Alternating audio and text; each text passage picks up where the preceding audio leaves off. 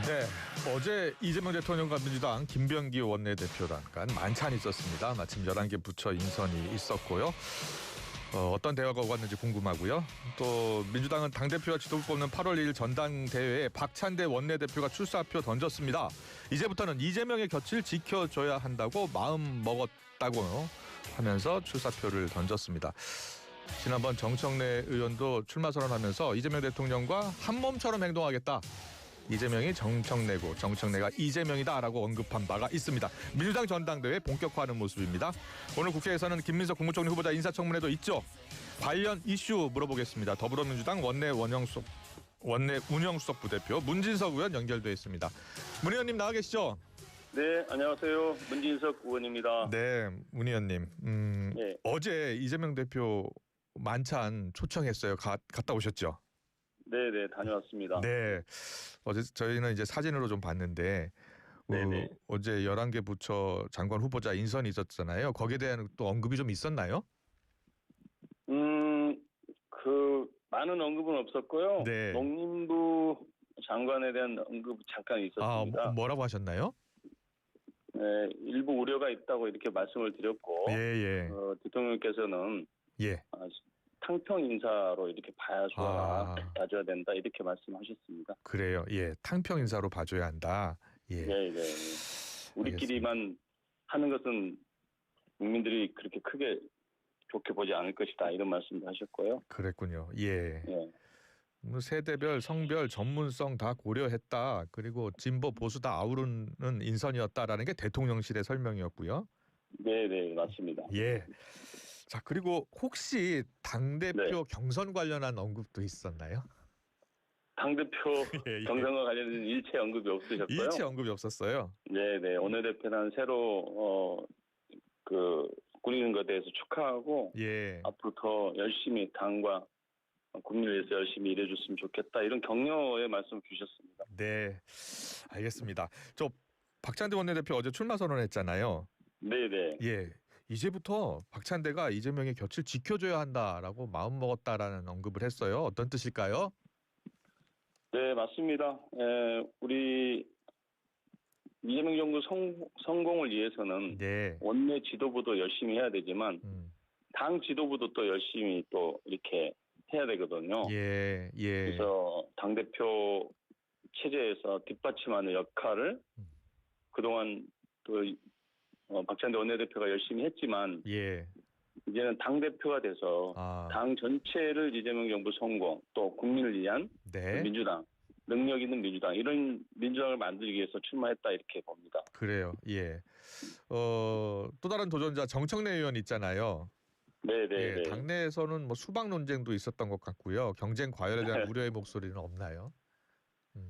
경쟁 과열에 대한 우려가 있긴 하지만요. 이 두 분들은 사실 우리 이재명 당대표 체제를 뒷받침했던 두 분의 기둥 역할을 하셨던 그런 분들이거든요. 네. 그리고 또 당과 정부를 함께 성공시키겠다. 분명한 철학과 방향성을 가지고 있는 분들이기 때문에 누가 되더라도 이번 둘 중에 누가 되시더라도 우리 당을 하나로 만들어서 이재명 정부 성공을 뒷받침하고 또 1년 뒤에 지방선거도 승리로 이끌 그런 분들이다 이렇게 확신합니다. 그래요.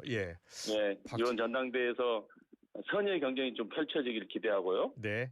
또 이재명 정부 성공을 위한 당의 전략, 또 경기가 너무 어렵지 않습니까? 경제가 경제 회복을 위한 전략, 또 국제 정세가 굉장히 악화되고 있는데 이런 당의 구체적인 전략들이 좀 논의되는 그런 정책 경쟁을 하는 선거가 되기를 기대합니다. 정책 경쟁 좋죠. 인신공격보단 정책 경쟁 좋습니다. 자, 김민석 후보 청문회 오늘 예정돼 있잖아요. 네, 맞습니다. 근데 증인 합의가 불발돼서 증인도 없고 참고인도 없는 청문회가 돼버렸어요. 이게 사실은 그런 청문회가 처음일 것 같은데요. 야당이 일부러 이런 상황을 만들어낸 거 아닌가 이런 생각이 듭니다. 그래요. 원래 4명의 지금 참고인들이 합의가 됐거든요.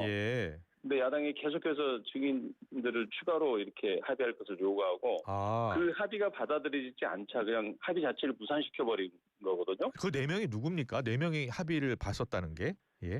그 여야가 이제 뭐 요구한 증인이 이제 4명이었다는 사실 알고 증인 한 분 정확히 제가 모르겠습니다만은 네. 상황만을 말씀드리면 그래요. 예. 합의된 4명 외에 또 추가로 3명을 더 증인으로 요구를 했기 때문에 예.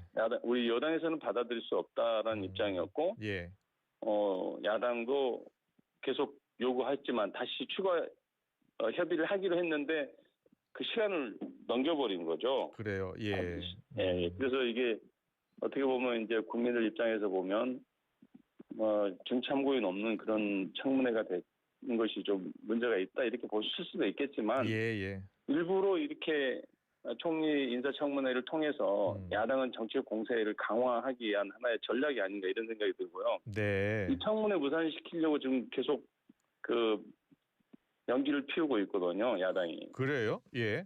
오늘이라도 보이콧할 수 있다고 보시는 거예요? 저는 보이콧은 사실상 어려운 거잖아요. 열리게 돼 있기 때문에 안 열 수 없을 것이다 이렇게 보는데 청문회가 제대로 열릴 수 있도록 국민들의 궁금증, 우리 후보가 정책 능력을 갖고 있는지 이런 걸 좀 검증해줘야 되잖아요. 여든 야든. 근데 그게 제대로 될까 싶습니다. 과거 청문회 이렇게 보면 한덕수 총리도 논란이 많았지 않습니까? 김현장에서 고액의 고문료 받은 거 무역의 폐장 하면서 고액의 연봉을 받고 SO일 사회이사 당시 고문료로 수시고 챙기고 이런 논란들이 많았어요. 근데 그럼에도 불구하고 배우자 논란도 있었죠. 배우자 그림을 수천만 원 이렇게 팔았다 이런 의혹도 있었고. 도저히 국민 눈높이에 맞지 않았습니다만은 어떻게 보면 한덕수 총리가 수사를 받아야 될 그런 사람이었어요. 그렇지만 새로운 정부가 출범해서 첫 번째 총리이기 때문에 정부가 일할 수 있는 시스템을 좀 만들어줘야 된다 이런 취지로 저희 민주당이 그 많은 논란이 있었음에도 불구하고 당론으로 이렇게 통과를 시켜준 적이 있습니다. 불과 3년 전 얘기입니다. 야당도 이 부분을 좀 기억해 줬으면 좋겠고요. 김민석 후보자가 재산이 2억에 불과하지 않습니까? 그러니까 그 2억에 불과한데 이 어떻게 돈의 흐름을 정확히 증명해라 이렇게 주장하잖아요. 야당에서. 그렇지만 이게 정상적인 직장을 이렇게 일정한 직장을 쭉 다닌 분들은 그 증명 가능할 거예요. 근데 김민석 후보가 아시다시피 18년 동안 정치권을 떠나면서 정기적으로 뭔가 직장을 다니면서 이렇게 월급을 받거나 그런 분이 아니기 때문에 그거를 그동안 수입 지출을 정확히 증명하라고 하는 것은 좀 과한 거잖아요. 보통 우리 보통 일반인들 삶이 수입 지출이 정확한 사람들, 매일 정기적으로 이루어진 사람들이 그걸 증명 서류를 제출하고 이렇게 보여줄 수 있을 텐데 사실은 이제 부정기적인 수입으로 이렇게 살아가는 사람들은 그걸 증명하는 게 굉장히 어려운 문제입니다. 그래서 어떻게 보면 그게 약점일 수도 있겠지만 그걸 가지고 지나치게 정치적으로 공격하는 것도 문제이고 전 부인을 청문회에 부르겠다고 이렇게 하는 것도 정말 이건 도를 넘은 정치 주장이다 이렇게 생각하거든요. 김문석 후보자 사실은 이런 거 따져보면 객관적으로 김문석의 인품과 자질이 한덕수 전 총리 인품과 자질보다 더 훌륭하다 이렇게 생각을 합니다. 그래서 새 정부가 일할 수 있도록 야당이 좀 전향적인 결단을 내려주기를 바라고 어떤 의혹과 이런 추측으로 새 정부가 일을 할 수 있도록 해줘야지 발목을 잡는다고 한다면 국민적 비판을 면치 못할 것이다 이렇게 생각합니다. 자, 야당이 좀 적극적으로 좀 협조를 해줬으면 좋겠다라는 이제 입장을 밝히셨는데 일단 오늘 청문회는 시작이 되고요. 그리고 쟁점 크게 두 가지입니다. 지금 세 가지도 있고요. 6억 소득 그러니까 지출 수입은 5억인데 지출이 너무 많다는 거예요. 특히 6억 정도를 소명 더 해야 된다는 게 야당의 주장입니다. 김문석 후보가 근데 어제 라디오 인터뷰에 나와서 이렇게 이야기를 하더라고요. 조의금, 축의금 받는 경우 또 애경사까지 합치면 그 액수를 보면 출판기념회까지 합치면요? 그렇죠. 조의금, 축의금, 애경사, 출판기념 이렇게 출판기념회 2번 이렇게 합하면 이 정도 액수 들어오는 것은 일반 국민, 특히 통상적인 의원들의 경우에는 크게 벗어나지 않는다는 거예요. 크게 벗어나지 않습니다. 예, 실제로 그렇습니까? 네네. 저도 출판 기념회 딱 한 번 해봤습니다만은. 예. 그다음에 결혼식이고 그 장례식 이렇게 해봤지만. 예. 그 정도 금액이 충분히 가능하다 저는 그렇게 봅니다. 그게 뭐 지나치다 생각하지 않고요. 예. 어떤 분들은 단체장들이 출판 기념회하면 5억, 6억씩 이렇게 들어온다는 분도 있거든요. 5억에서 6억이요? 네, 국회의원들은 그렇게 들어오지는 않고요. 예. 네, 충분히 그 정도는 아마 야당 의원들도 알 겁니다. 그래요? 예. 이 금액은 통상적인 금액이라는 거, 과한 금액이 아니다. 네. 일반 국민 눈높이에서는 좀 과한 금액 같아요. 예. 그렇습니다. 예. 그렇죠. 예. 오늘 김민석 후보가 이제 좀 더 소상히 설명을 한다고 하니까요. 네. 그리고 충분히 소명할 것이라 이렇게 봅니다. 예. 네. 석사학위 취득 의혹 같은 경우에는 출입금 내역 다 공개했고요. 수업을 참여했다는 거죠? 그렇습니다. 예. 여기에 대해서 또 하나 논란은 논문에서 쓴 용어를 가지고 지금 또 공격을 하지 않습니까? 예. 야당에서. 그러면 중국 석사 논문인데 중국 언어로 표현하는 것이 맞지. 그걸 한국 언어로 바꿔서 이렇게 표현을 해야 됩니까? 그러니까 도북자, 반도자 이런 표현을 썼다고 탈북자대 모독이다 이렇게 주장을 하는데 그게 중국 말로는 그게 탈북자 우리 한국말로 탈북자라고 똑같은 동일한 용어라는 거 아니겠습니까?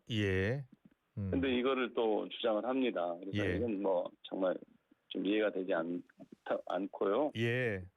국민 여론도 사실 그렇게 썩 나쁘지 않습니다. 국민 여론도 결국은 지금 이재명 정부 지지율 계속 올라가고 있는 상황이지 않습니까? 김민석 후보자에 대한 논란이 있지만 원래 논란이 있으면 갈라지거든요, 여론이. 그렇지만 이게 낙마를 시켜야 되는 거냐 아니면 사퇴를 시켜야 되는 거냐 여기까지 이르지 못하고 있다. 저는 그렇게 보고 있습니다. 그래요. 조금 더 물어보면 김민석 후보자에 대한 고발이 있었잖아요. 하루 만에 사건이 배당이 됐고요. 여기에 대해서 국민의힘은 이제 뭐 검찰 피의자 신분이 처음이다. 국무총리 후보자 중에서 이런 공세를 펴고 있고요. 어떻게 보고 계세요? 이게 한마디로 장학회가 아닌가 싶습니다. 약속 대련이라는 생각도 들고요. 김민석 후보자 고발은 그 국민의힘의 유명한 그 프로 고발러 있지 않습니까? 이종배 시의원이라고 무슨 일만 있으면 고발하는 그 시의원이 있거든요. 이분이 이제 고발을 한 겁니다. 그래서 자당 시의원이 이거 고발을 하게 하고 심우정 총장이 이게 그 배당을 하고 이게 어떻게 보면 짜고 치는 고스톱처럼 보이지 않습니까? 아직 사실은 또 아직 피의자도 아닙니다. 피의자로 전환되지도 않았어요. 그냥 일상적인 배당에 불과한 겁니다. 그래서 사실은 배당을 좀 더 청문회 끝날 때까지 기다려줬으면 훨씬 검찰이 더 좋은 의혹을 안 받았을 텐데 어차피 배당은 해야 되는 것이긴 하지만요. 사건을 배당하는 건 절차는 뭐 그냥 일상적인 절차라고 이제 볼 수 있습니다만은 조금 더 배당을 늦게 한다고 해서 이게 문제가 될 것도 아니거든요. 그래서 배당을 빨리 하는 바람에 괜한 오해를 받고 있는 것입니다. 검찰이. 그렇지만 이제 국민의힘에서 주장하는 것처럼 피의자가 아니죠. 피의자는 수사를 시작해야지만이 피의자 신분을 전환이 되는 거잖아요. 아직 수사할지 안 할지 그걸 결정하지는 않았다. 이렇게 보시면 될 것 같습니다. 명백한 가짜 뉴스고 허위 사실이다. 이렇게 말씀을 드리겠습니다. 잘 들었습니다. 오늘 뭐 관련 이슈 또 청문회 때 치열한 공방이 있겠죠. 그 다음 이슈로 새 정부 추경안 이야기 해볼게요. 새 정부 추경안 일단 국회를 넘어왔습니다. 근데 국민의힘에서는 좀 더 선별적으로 해야 한다는 주장이고요. 그런데 취약계층 채무탕감 관련해서서 지금 한 소상공인 113만 명 채무탕감을 해주기로 했잖아요. 정부에서는. 맞습니다. 그런데 이게 좀 논란이 되고 있는 게 성실히 갚은 분들이 이렇게 하는 건 형평성에 맞지 않다는 주장을 펴고 있어요. 어떻게 생각하세요? 다소 좀 미흡한 측면이 있습니다만은 성실 채무자 회복 지원 프로그램이라는 것도 있습니다. 그래서 그동안 성실하게 그 부채를 갚은 분들을 위한 그런 혜택도 있다는 말씀 드립니다. 좀 더 그러니까 두텁게 하라는 말씀인 걸로 알고 있습니다. 야당은. 그래서 그거는 이제 추경 심사 과정에서 네. 충분히 논의할 수 있는 것이다 이렇게 보고요. 그래요. 예. 네, 지금 우리 경제가 거의 바닥을 치고 바닥을 뚫고 들어간 정도 아니겠습니까? 예. 그래서 소비할 돈이 없는 사람이 정말 많아지고요. 네. 중산층이 거의 이제 사라지는 상황인데 예. 정부 그동안 그 야당이 3년 동안 집권했던 동안 긴축 재정이라는 이유로 민간 소비나 공공투자 모두 위축이 되어 있거든요. 예. 그래서 사실은 이게 추경 편성에서 재정을 투입할 수밖에 없는 이런 상황이라는 거는 본인들도 너무 잘 알고 있습니다. 네. 네, 그래서 이 추경을 통해서 전국민 지원금 통해서 소비를 좀 진작시키려는 것이고, 예. 경제 전반에 좀 재정을 투입하는 것 외에 다른 부양책이 없다는 것이 현실 아닙니까? 예. 그래서 한국은행에서도 물가 걱정하는데 물가 20조 추경해도 물가 상승률에 영향을 미치는 게 0.1% 내일 만큼 물가 압력은 거의 제한적일 것으로 보이고요. 그렇군요. 예. 네네.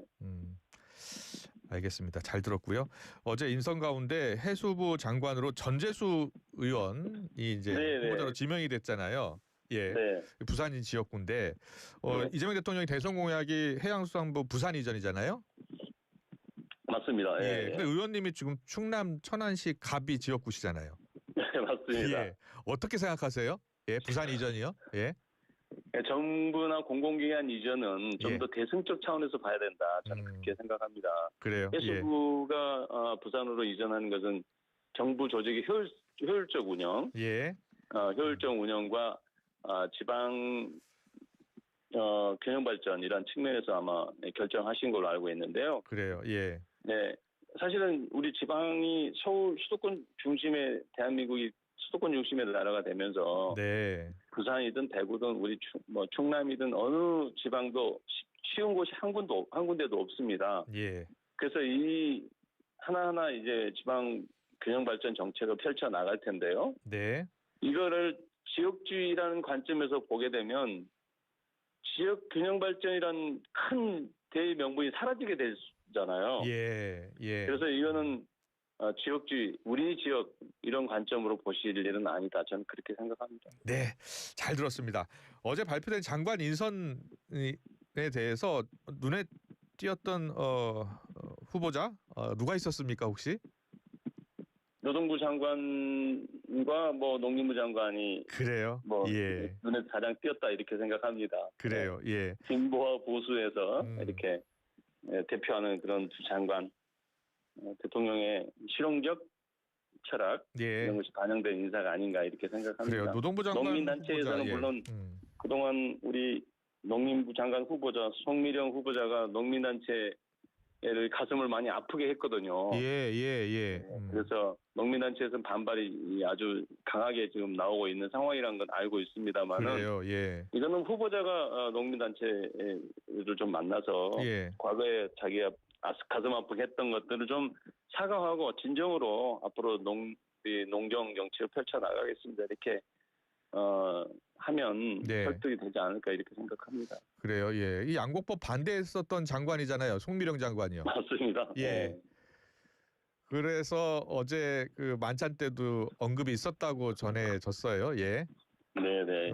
그럼에도 송미령 장관을 유임한 것에 대해서 대통령께서 업무 파악도 잘 됐고 능력 있는 공무원이다라는 언급이 있었다고 하는데 맞습니까? 네, 맞습니다. 업무 파악 원래 전문가예요. 사실은 공정 전문가인데 대통령이 쌀값 그러니까 양곡관리법을 반대하기 때문에 아마 장관으로서 그거를 어떻게 또 반대 찬성할 수는 없는 거 아니겠습니까? 그래서 아마 정부의 성격 때문에 그렇게 할 수밖에 없었지 않았나 이런 생각을 합니다. 현황 파악은 아마 잘 돼 있는 것으로 알고 있습니다. 네, 알겠습니다. 잘 들었습니다. 충남 천안시갑 더불어민주당 원내 운영수석 부대표 문진석 의원과 함께했습니다. 잘 들었습니다. 고맙습니다.